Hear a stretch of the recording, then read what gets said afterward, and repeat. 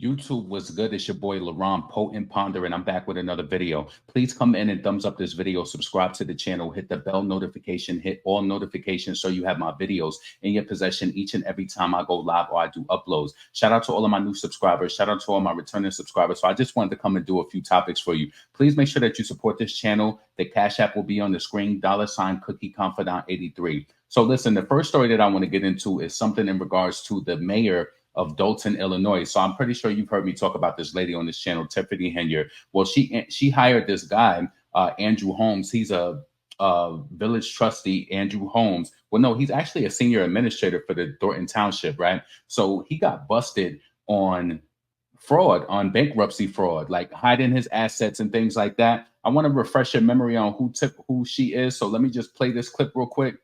Y'all forget I am the leader. They want to hear from the mayor. If y'all ain't learned that yet, the mayor, not the trustees that don't do nothing, that only run their mouth. Y'all don't do no work, no work.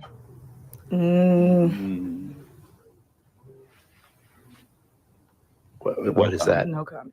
Y'all should be ashamed of yourself. Y'all black. Y'all are black. And y'all sitting up here beating and attacking on a black woman that's in power. Y'all should be ashamed of yourself. So this is what it's all about, guys. They don't want a black person in power. They don't want a woman in power. You don't, if you ain't seen that yet. And someone so young. Everybody gotta understand, God give you what you can handle. That's what God gives you. He ain't gonna give you more than that. As long as you can stay the course, fight the fight, and keep going, that's what we're gonna do here at Thornton Township. And we've been doing a doggone good job. Clerk, what are you doing? You out of order. You out of order. Did I call the roll? Did I say call the roll? I'm still speaking. Order. You're out of order, Clerk Key. You out of order, Clerk Key. Don't run nothing. Like, stop. Y'all out of order. Everybody want to run stuff. Y'all don't run this house over here. Stop, please. Oh, shout out to African Diaspora Channel. So that's where I got that from. So anyway, let's go right over here. I want to share this with y'all. So listen, remember I told you this was a corrupt mayor, and I'm very ashamed because this is a black woman. People of color, when we get in these positions, you know, they watch us like a hawk. So, you know, she's also being investigated by Lori Lightfoot. Is it Lori Lightfoot? I think her name is, the old mayor of Chicago. She's being investigated as well for, you know, funds being missing and just some funny style activities going on over there in Dolton and Thornton Township as well. So she's being investigated. So now one of her cronies is also being investigated for bankruptcy fraud. I want to be honest with you. I don't even think that he would be getting all of this if Tiffany wasn't under the radar. So now everybody going down. And I think they all going to start singing like canaries. Let's check this out.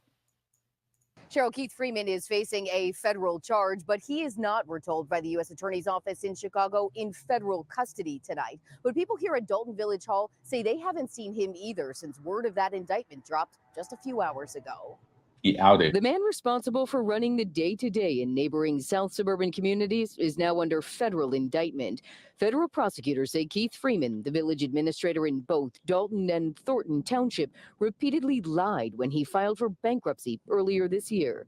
The indictment says, I want to point something out to you. These people are getting multiple roles in these cities. So he serves in Dolton and also Thornton Township. This is how the mayor serves in one city. She gets $50,000 for being a mayor, and she gets $220 something thousand a year for being a supervisor. This is weird. So let's just continue. it was in part his title and salary in Dolton that was central to Freeman's lies to the feds.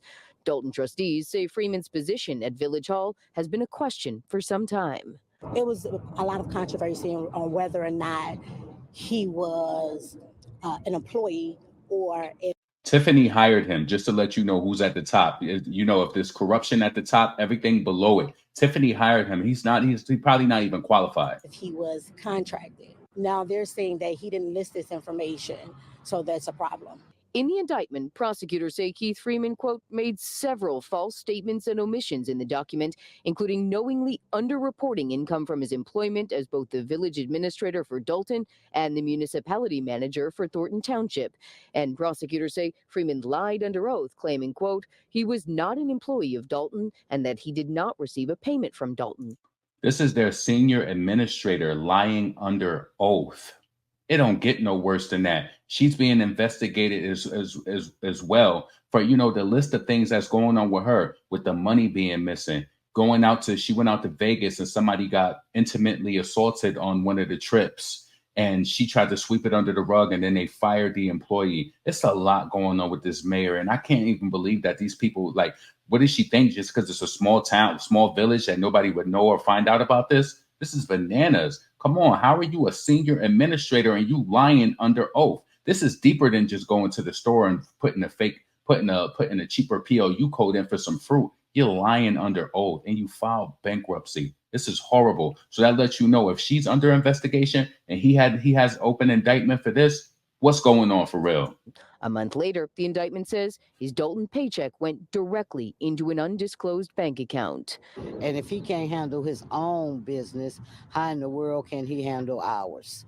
Freeman has been a close ally of embattled Mayor Tiffany Henyard. Longtime residents and frustrated leaders of Dolton say this federal fraud charge against Administrator Keith Freeman is a relief. You know, we've been waiting for some justice to be served. At the next board meeting, if he show up, I'll ask him to step down again because he's an embarrassment to this community.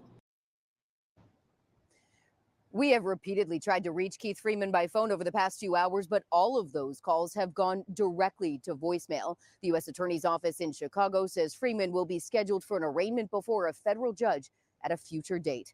Watch breaking news. So that's that, y'all. I just wanted to share that with y'all and let you know an update. So listen, it's going down. And, you know, shout out to Jedediah Brown. He was over on Hannibal Eats channel, and he was saying that this week was going to be ugly. So, you know, when this rolled out today and said that, you know, he's being investigated, well, he has an open indictment for bankruptcy fraud. That lets you know that things are in motion. And she hired him. She hired a few corrupted people. She hired a man who did some, you know, who does like the, what was it? You know, like the checks and with the buildings and things like that. He has some sort of intimate assault charges as well. So imagine somebody going into places to, you know, do inspections on homes and they have those type of charges and people don't know. Like, I heard on one channel that they were saying that, you know, she gave people a chance who probably would have never gotten a chance, but she hires a lot of wrong people, or she's hiring people who are close to her.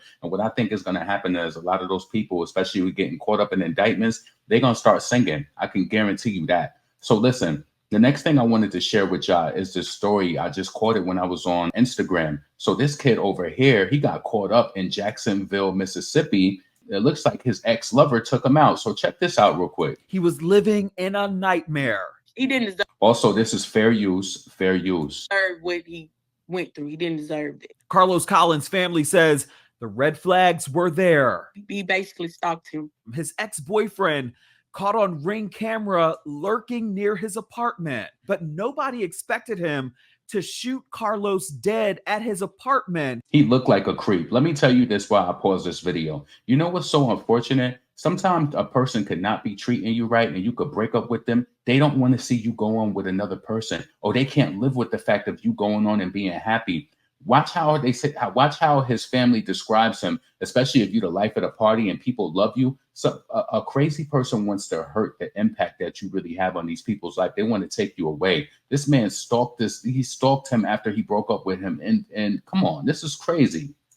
Then use an axe to finish killing him. Immediately, you know, I thought Marcus. The ex-boyfriend, a former police officer. So not only did he, you know, he used the axe to come after him and to hurt him, but then he finished him off by pow after that.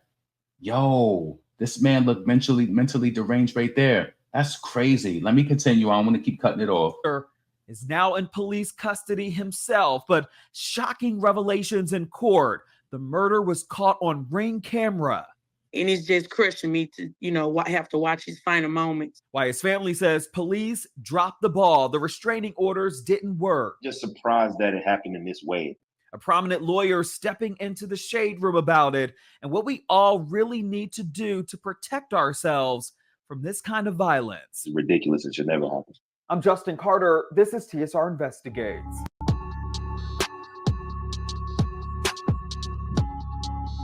You could tell that Carlos Collins loved life just by looking at his social media. And it was also reflected in his work as well as a nurse. And he was a favorite amongst his patients and his colleagues.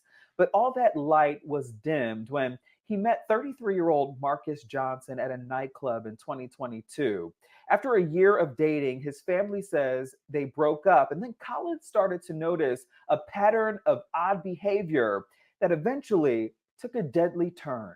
Ashley Hudson got a call at 2:30 a.m., April 9th. Her younger sister was hysterical. And I just heard her scream, this gut-wrenching scream. Their brother's neighbor had called. It was an emergency. Stating that they heard what seemed like my brother saying, "Stop, Marcus," followed by several gunshots. It was gruesome, a violent scene. The Tapestry Northridge Apartments in Jackson, Mississippi. 25-year-old Carlos Collins was found dead in his apartment. Police say the perpetrator used a blunt object in the process of killing him, which we now know was an axe. Hudson says when they got to the scene, police were not forthcoming with information and shooed them away with no compassion. We even had one officer, walk past us like with a smirk on her face, and like, as she's holding her gun on her holster. I'm like, y'all are treating us as if we did something. Immediately, I thought Marcus. The hunt was on for Marcus Johnson, Collins' ex-boyfriend, who was nowhere to be found. A day went by, and just as fast as the details of the story made waves on social media, a high-speed chase about an hour away from Jackson in Raysville, Louisiana. Johnson was captured, taken into custody, and confessed to killing Collins. I was happy that he was caught, but to be honest, it doesn't make me feel safe. It's shaken this family so much, they continue to feel like they're being watched. They say that Johnson is being protected because he has family members that work for Jackson police. September sometime of last year, that's when the first police call was made, when he was telling the police that he was on the lease and all of that, which he wasn't. And he was like, well, I got toothbrush, clothes and stuff up there. So the police, JPD told my brother about him having clothing there, that they can only make him leave for 24 hours. And when did he file a restraining order? That next morning. So that happened around 10-ish. So the police told him that he couldn't change the lock because he had clothing up there. But that shouldn't matter because you're not on the lease. The Shade Room dug further and learned that Johnson was employed with the Jackson Police Department as an officer back in 2013. Police said that he was let go, though, 8 months in, pending disciplinary actions, and he resigned just prior to his termination. Also, according to the Clarion Ledger, he found himself on the other side of the law a year later when he allegedly used a fake badge number and wrote a fake ticket to a female student at Jackson State University. He allegedly told her he dropped the ticket in exchange for a hookup. He was later arrested and charged with false pretense, grand larceny, and 2 counts of impersonating an officer. We also did a quick scan of his social media where he lists his current job as a police officer for the city of Jackson. You can also see his photos in uniform and also some unusual posts on his timeline, many of them about relationships. Hey, don't try to figure me out, because I'll block you and still stalk you. Even posts alluding to killing a significant other. Never breaking up. It's either me or nobody else in this world. I love you to death. And I could just be on Snapchat and Marcus' store would pop up and I can see the same background, like he's in the same environment. I feel as if he stalked my brother from the beginning, because when he introduced us to him, we was at this club called M Bar, and he was kind of like a few tables over. And now that I think about it, every time, like after that, we would go out, but even before he announced that they was in a relationship, like places we would be, like I would see him. Did you ever tell your brother, I think you should do something about this? We were the one that encouraged him to, get the restraining order. Hudson says her brother started revealing more about his relationship with Johnson during a family gathering last year, which ultimately led to those restraining orders. Take a look to the left, too. On multiple occasions after their breakup, Johnson was caught on Ring camera sitting on the steps outside of his apartment building, just waiting. February, March. That's when he was like, I smoked my hookah last night. I know I had it, but today when I got off work, a flavor that I know I don't use, it was open and it was cut the same way that Marcus would cut it when we were staying together. Just basic thing, like let him know, like, I can get in here anytime. I don't care about you changing the locks. Some kind of way he was still getting in the house. Colin's family says the last 2 months for him have especially been rocky. He recently found air tags and trackers on his car, as well as a Ring camera he believed that his ex had installed at a vacant apartment nearby to spy on him. All of my siblings can tell you I watch ID channel. That's my favorite true crime. And I watch these type of shows all the time, see the signs, and I still wasn't able to save my brother. It's a devastating thought as they struggle with the fact that a restraining order wasn't enough to save him either.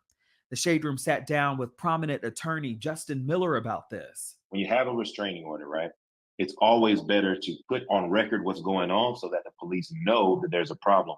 Because if they don't know there's a problem now, later on down the line, when something like this happens, they can say, well, you never told us.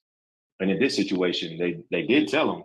So, this is a little bit different. What should people do in a case like this where you're fearing for your life and your safety? First of all, you need to tell the police, I would write something down and give it to them so they can put it in a file for you. And it says, hey, my name is Justin Miller. This person that said these things, this is why I feel like it's serious, because they have this issue and this mental health issue, and this thing is going on. So you want to make sure you get it in a file. The second thing I would say is you tell the people at your leasing office, you tell the people in your neighborhood so that they see this car, your neighbors see this car, the people at your leasing office see this person, they know something is wrong and they shouldn't be here. And then the third thing I would say is do the same thing at your job as well, because they can come to your job. That way, then the police have no excuse. And in a case like that, it's a little different. But most people don't do these things. And that's why I'm saying do them now. We did reach out to the Jackson Police Department for a comment and to ultimately learn more about his family ties and his history with the department. We're still waiting to hear back. Colin's family says they're grateful that Johnson is in custody, and they're now going to be shifting their focus on a proper celebration of life for him. And this is a reminder, too, if you're struggling or anybody you know are struggling with domestic violence, you can call a number. It's the national hotline. It's 1-800-799-7233. For TSR Investigates, I'm Justin Carter. That was just horrible. Like, could you imagine dating somebody? Well, listen, we see that these things happen all the time. So we see that these things happen all the time where people will date a person. And then, once you break up with them, depending on what's going on in their life, if they have anything to live for or not, if they have things to live for and they have a family that they love and friends to lean on, typically a person will recover. They'll try to get back with you if they really love you. But sometimes people, they don't want to move on and they don't want to see you happy. Did you see the surroundings of that kid, Carlos? Carlos, he seemed happy. He seemed like he had a family to live for, people who loved him, who was around him. I'm pretty sure Marcus knew that about him. So listen, I wanted to also share this with y'all. It looks like even though Marcus, he pled guilty, it looks as though that the bond was denied. He tried to get bond on the murder. Judge denied. So this was Friday. A judge denied bond Friday for Jackson murder suspect. Marcus Johnson was taken into custody earlier this week after leading to several law enforcement agencies on a high-speed chase from Vicksburg to Rayville, Louisiana. Johnson, 33, accused of attacking 25-year-old Carlos Collins with an axe before pow-powing him multiple times early Tuesday at Tapestry Northridge Apartments. This is just horrible, yo. Life just took him like a bag of Skittles off the shelf. So Collins' family said, hold on, let me get this off. So Collins' family said that he filed several restraining orders. This is pretty much rehashing what we heard in the video, so I don't want to take you through that. But I just feel like this situation is just horrible. You know what I mean? Like, you date these people and you want to break up with them because based off of whatever is not going right in a relationship, and then they feel as though that you don't deserve life anymore and they just want to take you out. Like, that is so foul. So listen, my heart goes out to them. Yo, on some realness, I don't even know, like we always say, like, vet a person about. One of the key things I would say to do is when you vet a person to see what their life is like, see how they treat their mother. And I know that you might listen if their mother is not in their life or their mother passed away, who's the next closest woman in their life, or how they treat their father. It has to be some sort of sign in their life that you can see what is going on and how this person like truly reacts. Because to be honest with you, some of us like to date people who don't got nothing going on because we know they'll always be there for us. But then what happens when you want to leave and then they start threatening you, saying that they're going to take themselves out of this existence or they don't want you to be around anymore? I'm pretty sure when that guy did that to Carlos, he wanted to take him away from the people who loved him. And I just feel like that's so foul. So listen, rest in peace to Carlos. My condolences go out to the family and all of that. I just feel like that was really horrible. But did y'all see everything that was going on with Asian Doll?